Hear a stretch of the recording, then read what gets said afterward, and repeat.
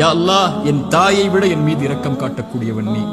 என் தாய் நான் சிரமப்படுவதை, என் தாய் நான் நோயில் வாடுவதை, என் தாய் நான் கடனில் இருப்பதை, கடனால் கஷ்டப்படுவதை, என் தாய் என் செல்வ இழப்புகளில் கஷ்டப்படுவதை, என் தாய் என்னுடைய இழப்புகளில், பிரிவில், நோயில், சிரமங்களில், சோதனையில் கஷ்டப்படுவதை விரும்ப மாட்டாள். என் தாயை விட என் மீது இரக்கம் உள்ள நீயும் விரும்ப மாட்டாய். யா அல்லாஹ், அதை எனக்கு இரக்கம் காட்டு, இந்த சோதனையை நீக்கென்று அல்லாஹ்வை அழைப்பார்கள் அறிஞர்கள் இந்த ஹதீஸை கொண்டு. அல்லாஹ் அல்லாஹ் உங்களை ஒருபோதும் கைவிட மாட்டான். அல்லாஹ் உங்களை ஒருபோதும் பிரிந்து விட மாட்டான். அல்லாஹ்வின் பக்கம் வந்து விட்டான். அல்லாஹ் உங்களை ஒருபோதும் வேதனை அடைவதை, உங்கள் கண்கள் கண்ணீர் வடிப்பதை, உங்கள் உள்ளம் நெருக்கமாகுவதை, உங்கள் உள்ளம் உடைக்கப்படுவதை இறைவன் ஒருபோதும் பார்த்துக் கொண்டிருக்க மாட்டான்.